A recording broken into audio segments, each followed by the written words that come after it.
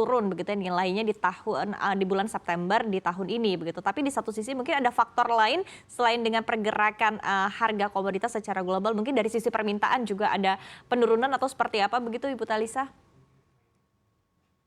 Ya, jadi kalau kita lihat kan dunia ini masih dihantui dengan adanya apa ya supply disruption ya. Jadi ini juga masih terjadi supply disruption-nya karena misalkan contoh ya sempat terganggunya kegiatan ekspor karena kontainer yang melalui terusan Panama misalkan yang mengalami kekeringan karena ada penurunan eh, beberapa sentimeter gitu dari arusnya karena El Nino. Nah, akibatnya perdagangan juga menjadi terhambat. Jadi ada faktor-faktor hambatan dari sisi logistiknya juga. Jadi dari sisi arus perdagangan ya di sisi logistik itu juga mempengaruhi gitu. Terus kemudian dari sisi permintaannya sendiri, dunia kan masih ini ya mengalami yang disebut sebagai ketidakpastian karena higher for longer ya. Kalau kita lihat kan Fed kita hawkish ya, Fed itu hawkish dan suku bunga tuh masih tinggi. Nah di era suku bunga tinggi biasanya juga agregat demand global itu juga relatif cenderung apa ya rendah gitu.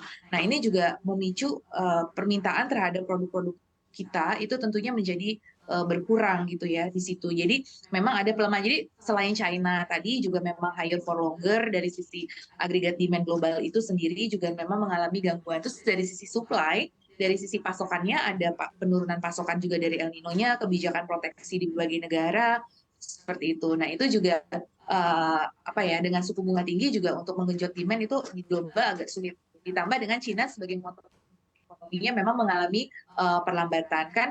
Dan kemudian nanti lebih jauh lagi kemarin Bloomberg juga sudah mengeluarkan analisis ya kalau misalkan perang ini juga berkepanjangan, perang yang di Timur Tengah ini berkepanjangan, itu juga akan menyebabkan dunia terseret kepada resesi global yang walaupun cenderung moderat resesinya, moderate recession. Nah, kalau udah ada tanda-tanda ekspektasi bahwa ke depan akan moderate recession, itu juga akan mempengaruhi permintaan produk.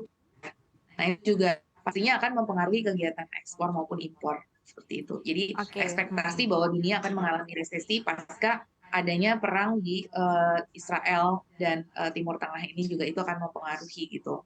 Oke, baik. Tapi di satu sisi Ibu Telisa, Anda melihatnya begitu ya, seberapa besar sebetulnya faktor pelemahan ekonomi China ini sangat berpengaruh kepada neraca dagang kita khususnya di bulan September tahun ini begitu, mengingat tadi sekali lagi Anda menyebutkan dalam beberapa bulan terakhir sebetulnya sudah mulai terlihat sedikit perbaikan begitu ya di perekonomian China. Tapi overall begitu ya, mungkin dampaknya dari pelemahan ekonomi China langsung kepada neraca dagang kita, berhubung China ini adalah mitra dagang terbesar kita, seperti apa?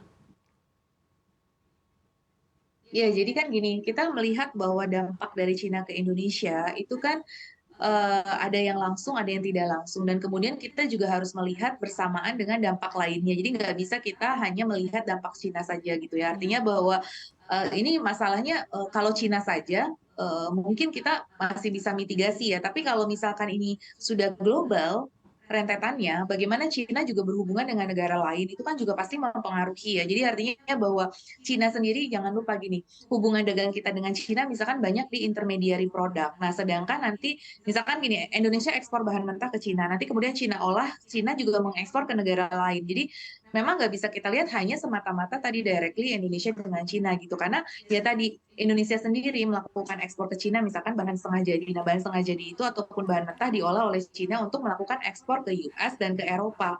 Misalkan seperti itu, atau ke Timur Tengah. Nah, sekarang ketika Eropa, Timur Tengahnya sendiri juga lagi bermasalah dengan peperangannya, otomatis kan Cina juga mengurangi ekspornya ke sana. Ekspor Cina ke negara lain pun yang sebagai third destination market atau final destination marketnya itu juga terganggu gitu. Nah, otomatis kalau final destination market terganggu, permintaan input bahan baku dari Indonesia-nya juga akan berkurang. Gitu. Nah, seperti itu. Jadi, nah tapi kan gini, Cinanya sendiri kan dinamis ya, dia juga mengalami rebound tadi. Kemungkinan juga bahwa ini menjelang akhir tahun, biasanya juga ini jangan lupa ada efek seasonal juga ya, ketika jelang akhir tahun biasa permintaan itu meningkat karena apa di Eropanya juga musim dingin, misalkan kayak gitu. Nah, permintaan batu bara dari Eropa misalkan juga mengalami peningkatan atau permintaan bahan energi gitu ya Mhm. ataupun kebutuhan yang terkait dengan persiapan untuk musim dingin dan juga hari raya. Sebentar lagi kan mau ada hari raya Natal juga di bulan Desember. Nah, itu kan udah prepare nih dari sekarang gitu. Nah, itu juga permintaan terhadap produk Cina juga meningkat. Jadi walaupun ekonomi Cinanya melambat, tapi memang dari sisi global ada kenaikan permintaan itu pun mungkin bisa berpengaruh. Cuma secara neto,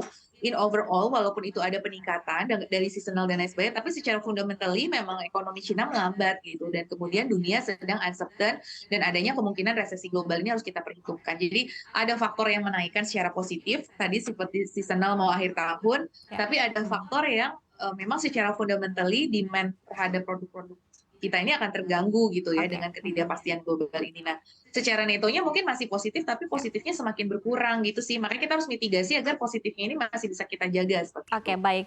Nah, tadi berbicara terkait dengan seasonal begitu ya, sudah memasuki akhir tahun, biasanya juga permintaan akan kebutuhan begitu ya untuk penghangat juga semakin tinggi, khususnya untuk terkait dengan komoditas batu bara juga permintaan juga akan meningkat menjelang akhir tahun. Tapi apakah Anda melihat apakah sudah mulai ada begitu ya, mungkin peningkatan ini terasa di bulan September begitu sehingga akhirnya bisa menopang neraca dagang kita juga begitu dari sisi ekspor ataupun juga dari sisi surplusnya nanti begitu ya seiring dengan ada permintaan. Tapi Anda sudah melihat hal ini mungkin akan terlihat di bulan September atau belum begitu Ibu Talisa?